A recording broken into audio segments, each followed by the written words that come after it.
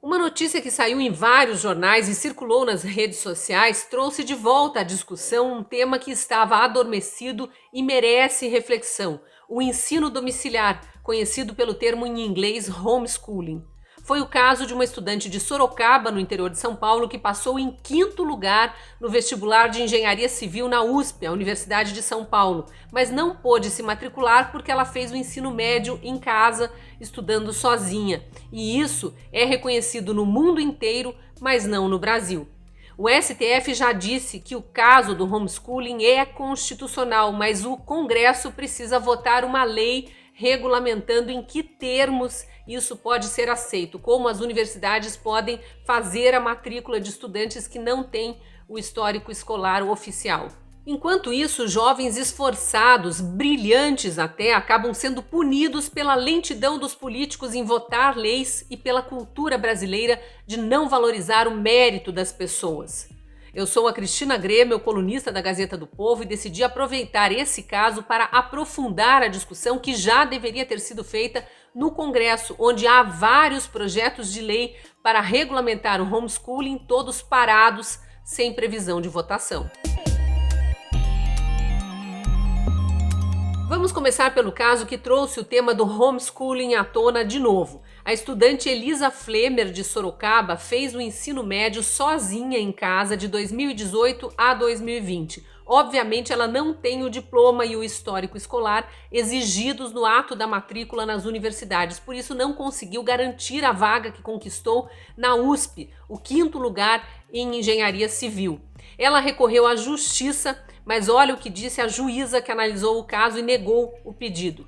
Disse que a Elisa não conseguiu provar que tem altas habilidades e maturidade para o ensino superior. Isso mesmo tendo feito o Enem e tirado nota altíssima, tanto que foi aprovada e bem aprovada na USP, uma das universidades mais concorridas do país. Quanto à maturidade, bem, ela tem 17 anos, é uma idade igual ou próxima à da maioria dos estudantes que entram na faculdade assim que terminam o ensino médio.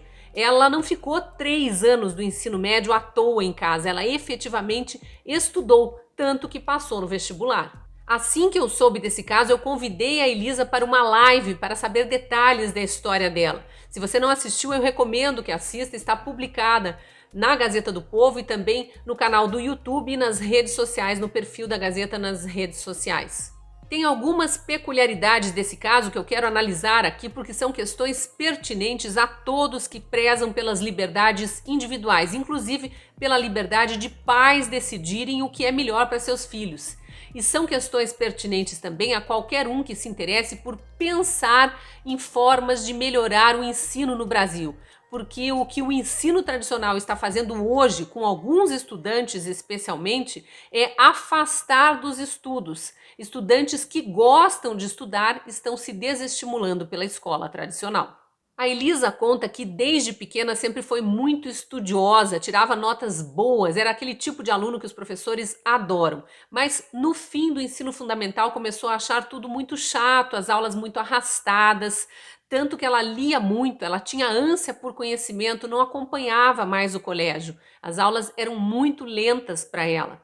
E não é que ela não quis estudar em escola, ela correu atrás de bolsas de estudo em escolas particulares, contou a história dela para os diretores e conseguiu as bolsas. Só que ela foi trocando de escola porque nenhuma era desafiadora como ela achava que seria.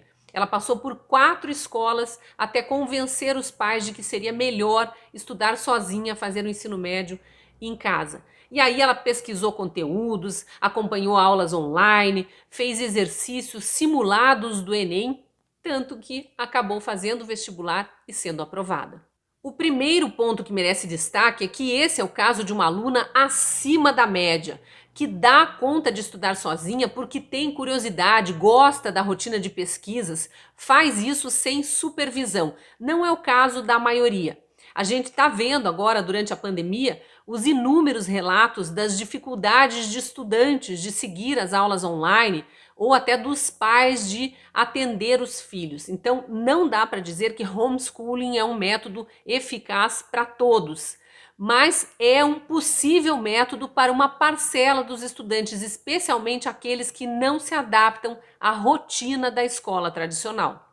Por que não permitir que alunos excepcionais como a Elisa direcionem seu próprio aprendizado, ou que pais dispostos a assumir também o papel de professores dos filhos, seja por que motivo for, possam fazer isso?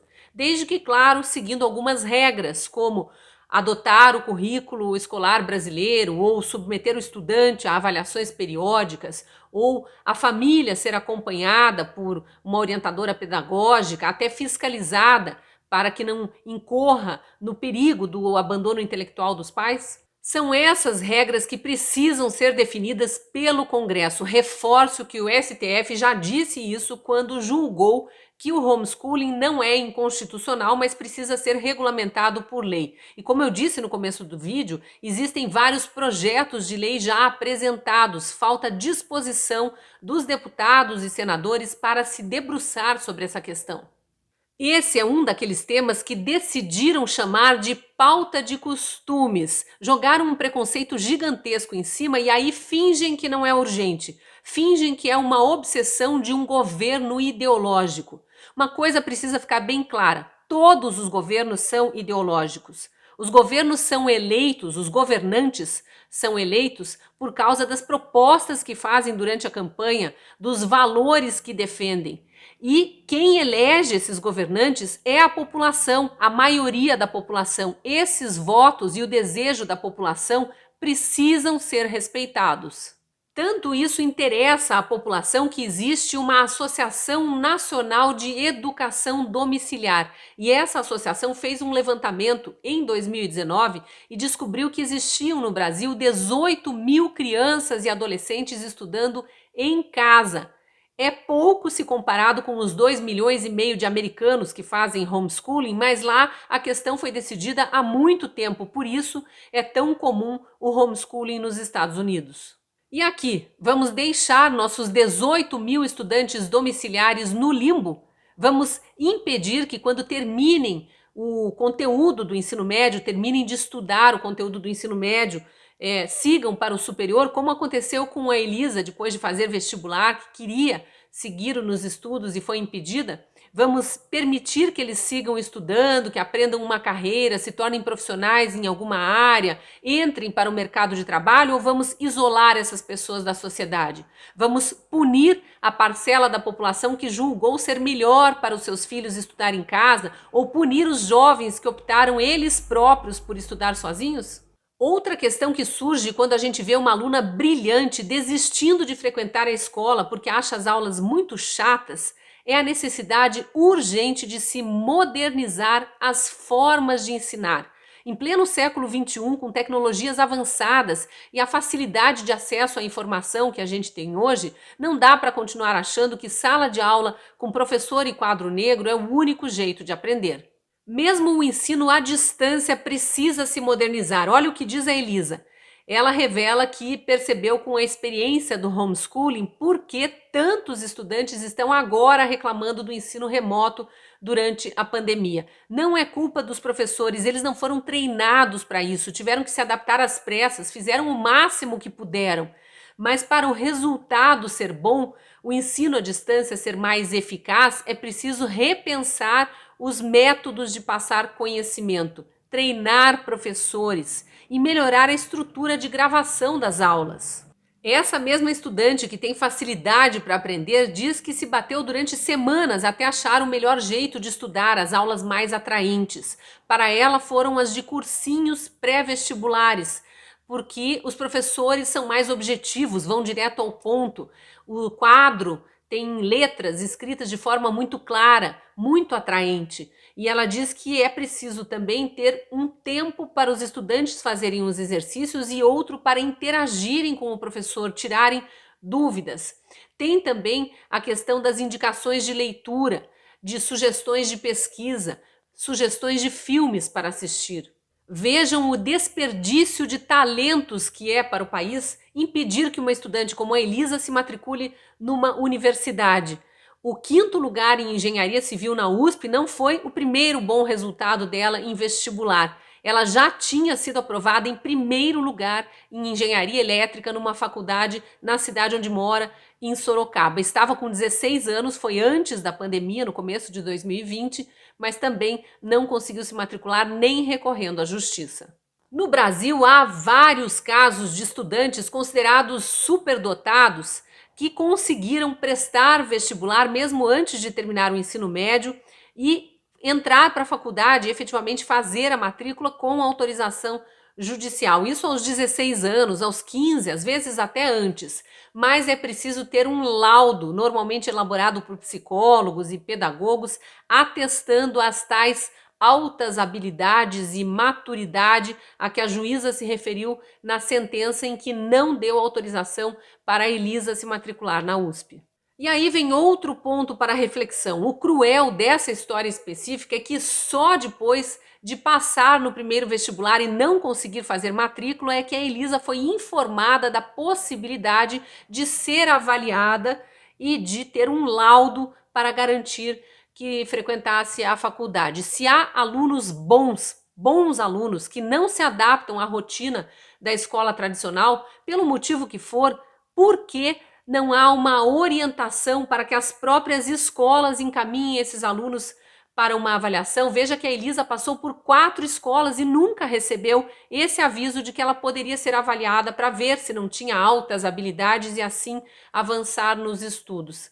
E ela poderia também ter sido orientada qual seria a melhor forma de seguir estudando, receber instruções sobre onde encontrar aulas que a desafiassem efetivamente, que a estimulassem a continuar estudando, talvez até orientada a ter um acompanhamento especial. Falam tanto de inclusão, incluem alunos que têm alguma deficiência, e isso é correto, mas excluem aqueles que têm altas habilidades. Veja que no caso da Elisa, ela é uma estudante exemplar, que gosta de estudar, queria muito estudar, tanto que foi atrás de escolas mais desafiadoras, passou por 4, só que não deu certo. Ela estava desencantada, desestimulada pelas aulas da escola tradicional, estava desencantada com a instituição escola.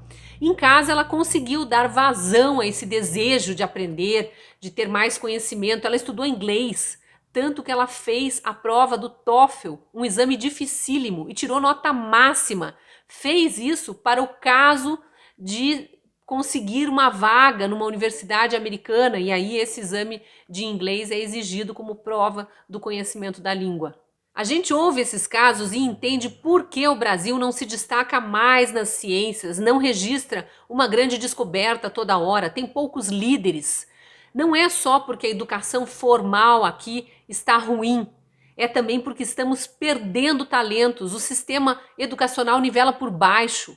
Uma estudante como a Elisa, se consegue uma bolsa para estudar no exterior, dificilmente volta para o Brasil. Que empresa não vai querer uma profissional dessas depois de formada?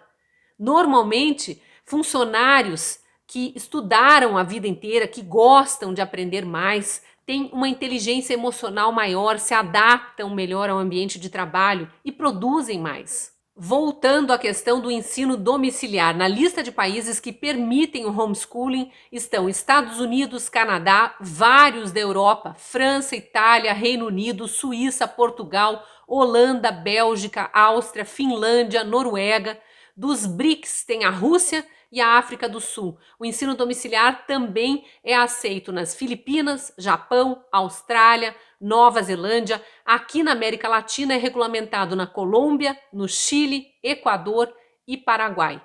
Dar liberdade ao estudante e às famílias para decidir o que é melhor para seus filhos e reconhecer o mérito de quem estuda, se esforça, não é desprezar os menos capacitados, é estimular para que todos se inspirem e busquem o seu melhor. Nivelar por baixo definitivamente não é sinônimo de progresso. Bem, aqui no Brasil, enquanto essa questão não é resolvida no Congresso, vão surgindo leis regionais para permitir o homeschooling. Nas assembleias legislativas dos 3 estados aqui do Sul e também na Assembleia Legislativa de São Paulo, já existem projetos para regulamentar o ensino domiciliar em nível estadual. No Distrito Federal ele já é autorizado, Já foi aprovada uma lei e está em vigor, assim como nas cidades de Salvador, na Bahia, Vitória, no Espírito Santo e Cascavel, no Paraná, onde há leis municipais aprovadas regulamentando o tema. E a Câmara Municipal de Curitiba também tem um projeto de homeschooling em tramitação. Os autores desses projetos de lei dizem que não estão com isso afirmando que a escola tradicional seja desnecessária. Eles querem apenas que as famílias tenham autonomia para decidir o que é melhor para os seus filhos. Para finalizar, eu vou colocar só um trechinho da entrevista que eu fiz com a Elisa aqui, em que ela rebate a crítica mais comum de quem se diz contra o homeschooling, alegando que a criança que ficar só em casa vai ficar alienada, o adolescente vai perder a possibilidade de convívio social, porque a escola é o ambiente ideal para a socialização. Inclusive, durante a live, alguns professores apareceram na área de comentários contestando isso, dizendo que as escolas têm sim casos positivos de socialização, mas tem também casos muito negativos. Agora vejam o que diz a Elisa, que escolheu ficar em casa, escolheu, portanto, o isolamento, digamos assim, dos colegas da escola. Bom, primeiramente, eu estava com muitos amigos na escola quando eu saí, e eu fiquei, na verdade, até bem triste por não poder mais ver eles todo dia, mas ainda assim, eu fui à escola, assim, depois no intervalo, muitas vezes almoçar com eles, ou só dar um alô ali, e eu tomei muito cuidado para não me isolar dentro de casa. Então, eu fui fazer aula de música, fui fazer aula de kung fu, fui fazer aula de dança, passei por aula de teatro, comecei a trabalhar com a minha mãe, então eu recrutei pessoas, liderei um time, falei com clientes, e eu acabei crescendo muito mais fora da escola do que dentro dela, porque eu tive a chance de conhecer pessoas muito diferentes de mim, e não só em questão de personalidade, de gostos e de ideologias, mas também em questão de idade, de profissão, e também de dinâmica de relação. Então, a relação de você com um amigo, você com um professor, você com um estranho, você com um atendente, você com um cliente, você com um funcionário. Então, eu tive uma experiência, eu interagi com uma grande gama de pessoas em situações que eu não teria tido na escola. E eu acho importante falar aqui, então, que homeschooling, quando ele está sendo feito direito, ele vai prevenir esses problemas e ele vai se programar para garantir que a criança está sendo socializada. Porque na escola, a socialização, ela infelizmente não é natural. Ela não é aquela coisa espontânea, orgânica de, conheci alguém no ônibus, conheci alguém na rua, conheci alguém em um clube. Você está preso com 30 crianças todo dia na sala de aula, não tem como você não conversar com alguém. Só que é uma situação estranha, se você parar para pensar. Todo mundo ali preso todo dia dentro de uma sala quadrada, não pode conversar durante a aula, mas tem que conversar durante o intervalo. E é uma coisa muito superficial, porque você acaba ficando apenas com pessoas que são muito parecidas com você, da mesma idade, da mesma região da cidade, mesma classe econômica, mesma cultura. Então, você acaba ficando com num conjunto muito homogêneo. Reforço que você pode assistir essa entrevista na íntegra na homepage da Gazeta do Povo e também nas redes sociais do jornal, no perfil no YouTube ou nas redes sociais. E você, gostou desse vídeo? Curta, compartilhe e não deixe de registrar o seu comentário. O que você acha sobre homeschooling, sobre as liberdades individuais de cada um escolher como quer estudar, como quer que seus filhos aprendam os conhecimentos do currículo escolar brasileiro, e o que você acha da lentidão do Congresso para analisar essa questão. Caso ainda não seja nosso assinante, me assista só pelas redes sociais, eu te convido a direcionar a câmera do celular para esse código da tela. Ali tem uma promoção por 99 centavos no primeiro mês. Você já pode testar os conteúdos da Gazeta do Povo, tem acesso a toda a cobertura jornalística e com exclusividade a artigos, vídeos, podcasts produzidos pelos mais de 40 colunistas do jornal. Te espero lá na Gazeta.